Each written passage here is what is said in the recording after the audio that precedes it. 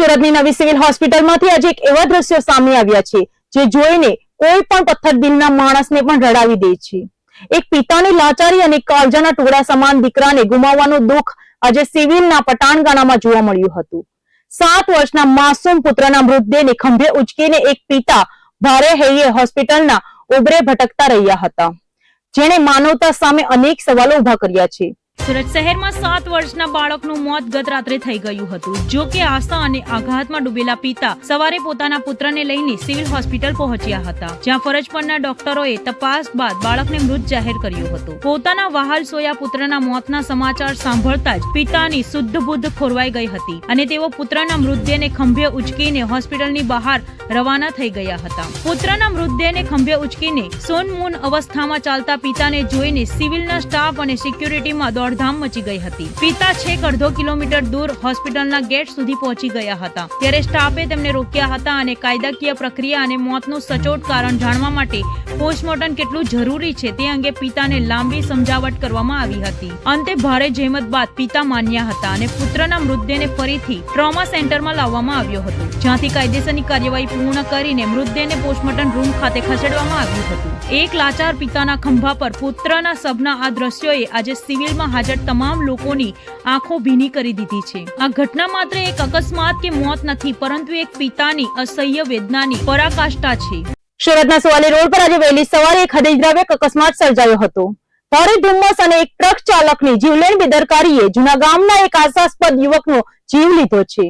રસ્તા પર જોખમી રીતે પાર્ક કરાયેલા ટ્રેલર પાછળ બાઇક ઘૂસી જતા યુવકનું ઘટના સ્થળે જ કમકમાટી ભર્યું મોત નીપજ્યું છે। સુરતના સુવાલી રોડ પર એક ટ્રક ચાલકે પોતાનું વાહન રસ્તાની બાજુમાં સુરક્ષિત રીતે મૂકવાને બદલે મુખ્ય માર્ગ પર જ પાર્ક કરી દીધું હતું। વહેલી સવારે વાતાવરણમાં ભારે ધુમ્મસ હોવાને કારણે રસ્તા પર ઉભેલું આ ટ્રેલર બાઇક સવાર યુવકને દેખાયું ન હતું, જેના પરિણામે યુવક પોતાની બાઇક સાથે ફૂલ સ્પીડમાં ટ્રેલરની પાછળના ભાગે ઘૂસી ગયો હતો। આ અકસ્માત એટલો ભયાનક હતો કે યુવકને માથાના અને શરીરના ભાગે ગંભીર ઇજાઓ પહોંચી હતી અને તેનું ઘટના સ્થળે જ પ્રાણ પ્રંખેરું ઉડી ગયું હતું। મૃતક યુવકની ઓળખ જૂનાગઢમાં રહેવાસી બ્રિજેશ પટેલ તરીકે થાય છે। બ્રિજેશ સ્થાનિક કંપનીમાં નોકરી કરતો હતો અને આજે પણ તે પોતાની ફરજ પર જઈ રહ્યો હતો, ત્યારે જ કાર મુખા ટ્રકે તેનો ભોગ લીધો હતો। ટ્રક ચાલકે કોઈ પણ જાતની ઇન્ડિકેટર કે પાર્કિંગ લાઇટ ચાલુ રાખ્યા વિના વાહન રસ્તા પર છોડી દીધું હતું, જે આ અકસ્માતનું મુખ્ય કારણ બન્યું છે। ઘટનાની જાણ થતાં જ પોલીસ કાફલો ઘટના સ્થળે પહોંચ્યો હતો અને ટ્રક ચાલક વિરુદ્ધ ગુનો નોંધવાની તજવીજ હાથ ધરી હતી। ધુમ્મસના આ સમયમાં વાહન ચાલકોએ સાવચેત રહેવાની સાથે સાથે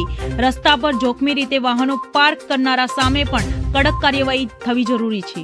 સુરતનું ગૌરવ અને વિશ્વનું સૌથી મોટું ઇન્ટરકનેક્ટેડ બિલ્ડિંગ એટલે કે સુરત ડાયમંડ બુર્સ, જે ઇમારતને અમેરિકાના અને પેન્ટાગોનને પણ પાછળ છોડી દે છે, આજે પોતાની પૂર્ણ ક્ષમતાથી કાર્યરત થવા માટે સંઘર્ષ કરી રહી છે।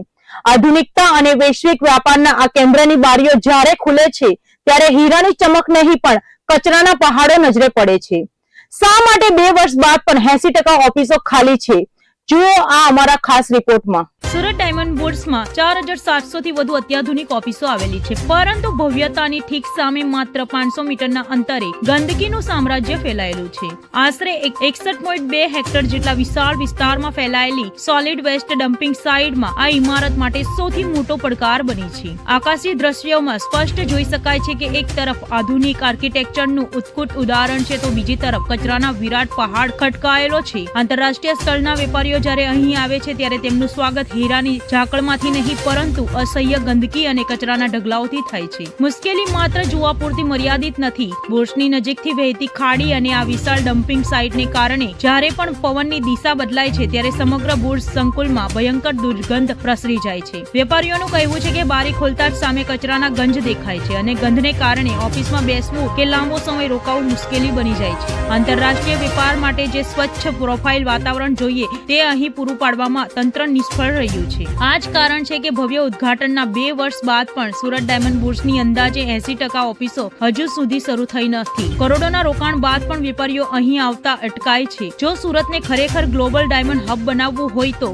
આ કચરાના પહાડનો નિકાલ કરવો અનિવાર્ય છે। હવે જોવાનું એ રહેશે કે સુરત મહાનગરપાલિકા અને બુર્સ પ્રશાસન આ ગંભીર સમસ્યાનો ઉકેલ ક્યારે લાવે છે। શું ડાયમંડ બુર્સ પોતાની અસલી ચમક મેળવી શકશે? રાજ્ય સરકાર દ્વારા 2 સિનિયર આઈએએસ અધિકારીઓની બદલીના ઓર્ડર કરવામાં આવ્યા છે, જેમાં સૌથી મોટો ફેરફાર થયો છે। સુરત મહાનગરપાલિકાના કમિશનર શાલિની અગ્રવાલની બદલી કરવામાં આવી છે અને હવે સુરતની બાગદોડ એમ નાગરાજનના હાથમાં સોંપાઈ છે. છેલ્લા ઘણા સમયથી સુરતના કમિશનર તરીકે સેવા આપી રહેલા શાલિની અગ્રવાલની હવે બદલી થઈ છે. તેમને વડોદરા ખાતે ગુજરાત ઉર્જા વિકાસ નિગમ લિમિટેડના એમડી તરીકે નવી જવાબદારી સોંપાઈ છે. બીજી તરફ જેઓ અત્યાર સુધી ગુજરાત ઉર્જા વિકાસ નિગમ લિમિટેડના એમડી હતા તેવા એમ નાગરાજન હવે સુરતના નવા મ્યુનિસિપલ કમિશનર બન્યા છે. એટલે કે બંને અધિકારીઓની પરસ્પર બદલી કરવામાં આવી છે. આ ઉપરાંત મહત્વના સમાચાર એ પણ છે કે રાજેન્દ્ર કુમારને જીએસઆરટીસીના એમડી તરીકેનો વધારાનો ચાર્જ પણ સોંપવામાં આવ્યો છે. સુરત મેટ્રો અને તાપી રિવરફ્રન્ટ જેવા ડ્રીમ પ્રોજેક્ટ હવે નવા કમિશનર એમ નાગરાજના નેતૃત્વમાં આગળ વધશે. વહીવટીતંત્રના આ મોટા ફેરફારને કારણે સુરત પાલિકામાં હવે નવી કાર્યશૈલી જોવા મળી શકે છે. સુરતના ઉધના વિસ્તારમાં આવેલા પ્લાસ્ટિકના ગોડાઉનમાં લાગેલી ભીષણ આગની ઘટનામાં અત્યારે એક અત્યંત દુઃખદ સમાચાર સામે આવ્યા છે. આ દુર્ઘટનામાં ગંભીર રીતે દાઝેલા 5 કામદારો પૈકી 2 કામદારોએ સારવાર દરમિયાન દમ તોડ્યો છે.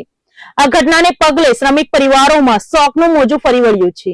ઉધના વિસ્તારમાં આવેલી પ્લાસ્ટિકના દાણા બનાવતી ફેક્ટરીના સ્ક્રેપમાં ગોડાઉનમાં અચાનક ભીષણ આગ ફાટી નીકળી હતી. આગ એટલી વિકરાળ હતી કે ગોડાઉનમાં એક જોરદાર બ્લાસ્ટ પણ થયો હતો. આ બ્લાસ્ટ અને આગની ચપેટમાં ત્યાં કામ કરી રહેલા 5 શ્રમિકો આવી ગયા હતા અને ગંભીર રીતે દાઝી ગયા હતા. તમામ ઈજાગ્રસ્તોને તાત્કાલિક નવી સિવિલ હોસ્પિટલ ખસેડવામાં આવ્યા હતા અને ત્યારબાદ વધુ સારવાર માટે ખાનગી હોસ્પિટલમાં શિફ્ટ કરવામાં આવ્યા હતા. જોકે ડોક્ટરોના તમામ પ્રયત્નો છતાં 5 પૈકી 2 કામદારો જિંદગીની જંગ હારી ગયા હતા, જ્યારે અન્ય 3 કામદારો હજુ પણ હોસ્પિટલમાં જીવન અને મરણ વચ્ચે ઝોલા ખાઈ રહ્યા છે. આ મામલે હવે ઉધના પોલીસે અકસ્માતે મોતના ગુના સંદર્ભે તપાસ તેજ કરી છે. ગોડાઉનમાં આગ કયા કારણોસર લાગી હતી, શું ત્યાં ફાયર સેફટીના સાધનો ઉપલબ્ધ હતા કે નહીં અને બ્લાસ્ટ થવા પાછળનું ચોક્કસ કારણ શું હતું તે દિશામાં પોલીસે તપાસ શરૂ કરી છે. પ્લાસ્ટિકના ગોડાઉનમાં સુરક્ષાના અભાવે અવારનવાર આવી ઘટનાઓ સામે આવતી રહે છે, પરંતુ 2 શ્રમિકોના મોતથી આ ઘટનાએ તંત્ર સામે અનેક સવાલો ઉભા કર્યા છે.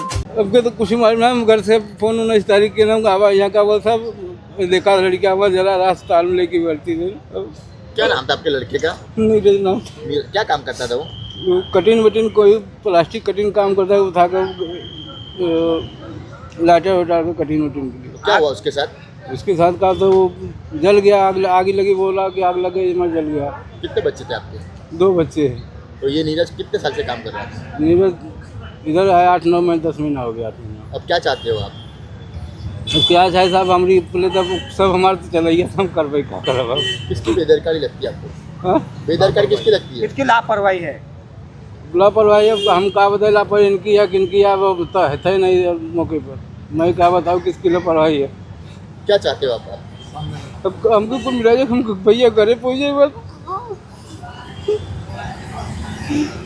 घरे पहुँचे बस.